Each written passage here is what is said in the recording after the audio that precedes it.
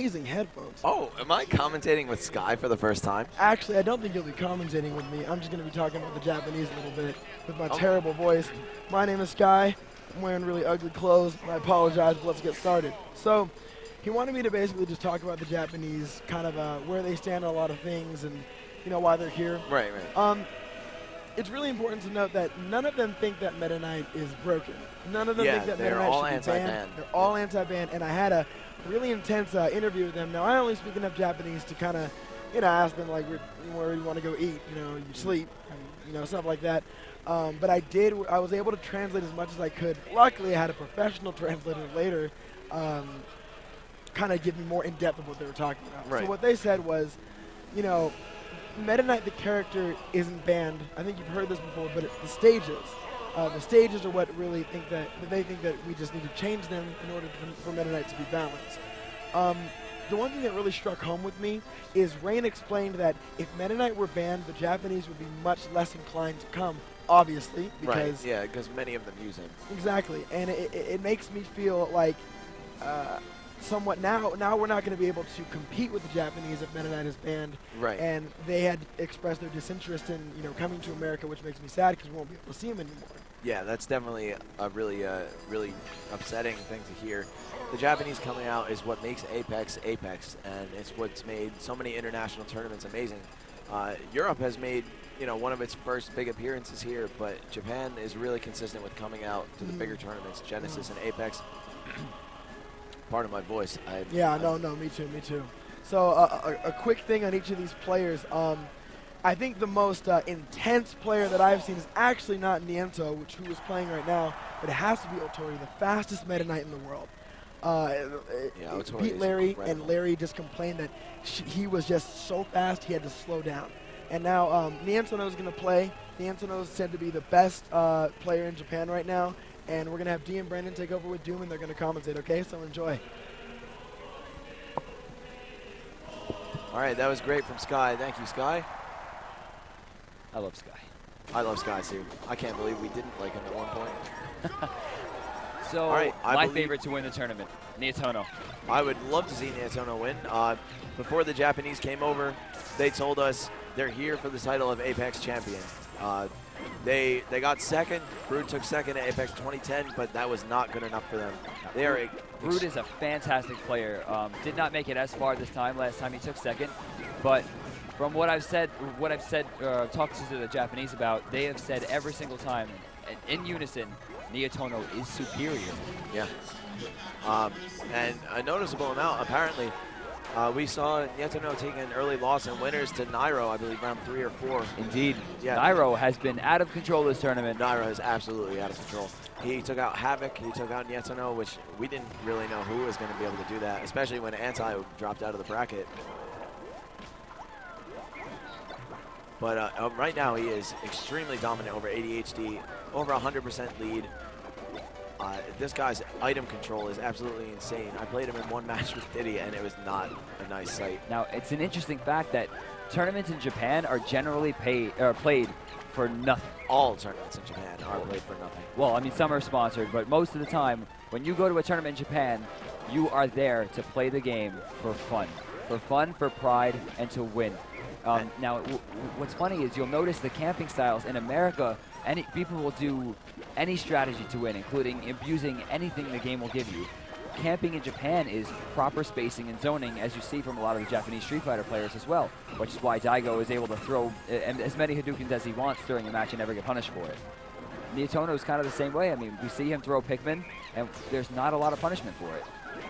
The way these guys play is obscenely patient. They will, if you're on the edge, they will stand in place and just wait for you to do something. Their reaction is out of control. Their spacing and zoning, as you said, absolutely amazing. There's nothing that these players can't do. They have the drive to practice. I don't know if it's maybe the absence of money that fuels them to play so hard, but they want to win.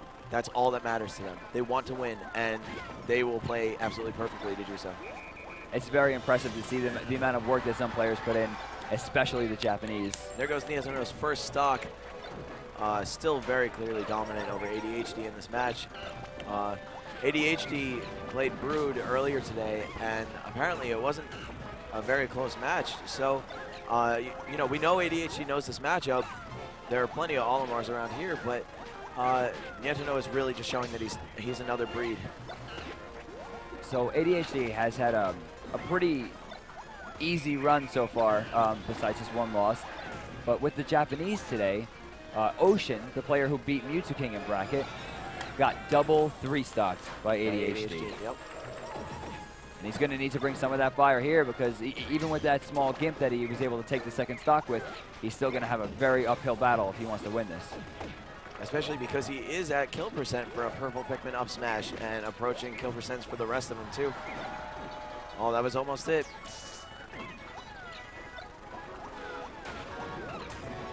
If it weren't for his loss to Nairo earlier in the bracket, I would say that Nietono has done a great job of showing himself to be untouchable. Indeed.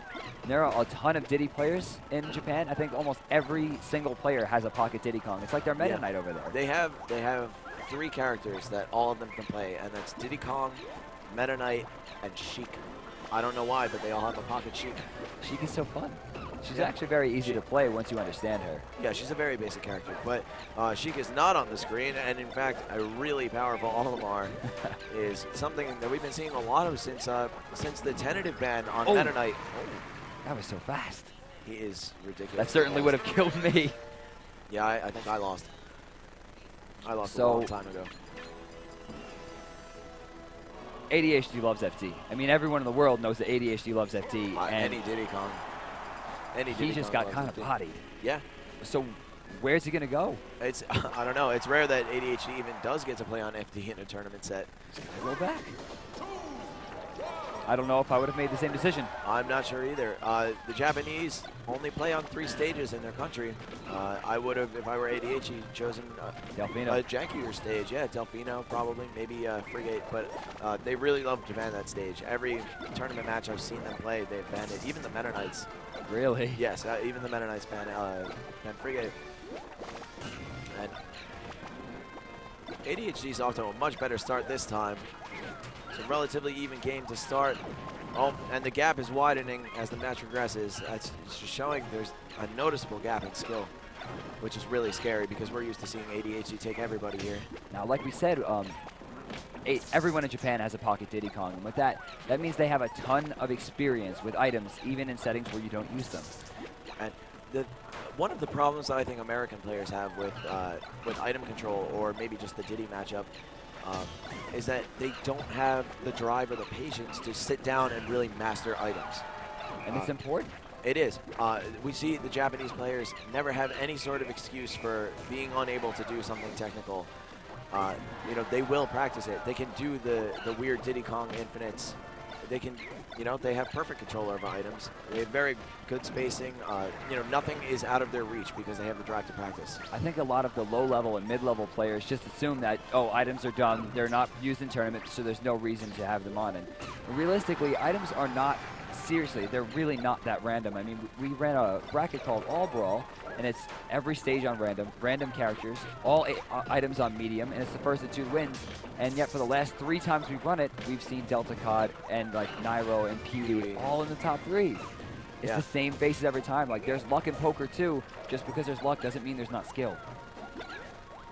And when there is a controlled environment for items, such as fighting Diddy Kong or maybe Peach or Rob, but certainly the Diddy Kong matchup, mastery of items is extremely important.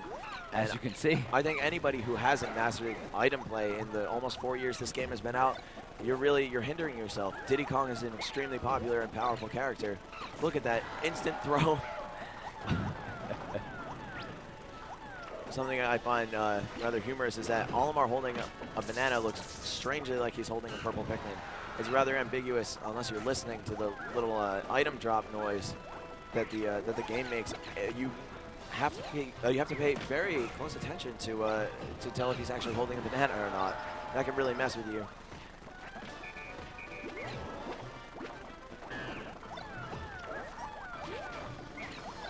This game is, again, significantly closer than game 1 was. Nietono is almost at risk of losing his stock, but now that ADHD stalled out his kill moves, he's going to be around for a while. Well, 2 purple Pikmin in his army. On the player cams, you'll see ADHD on the left side of your screen. Famous for standing up, Yes, never sits down when he plays. And on the opposite end, we have Nietono on the floor. No chairs involved in this match. Yeah, there is no healthy medium here. Oh, man. Ooh, another two-stock. ADHD has been eliminated from the tournament. Again, this is the second time that the loser of the match looks like he understands that he was outplayed.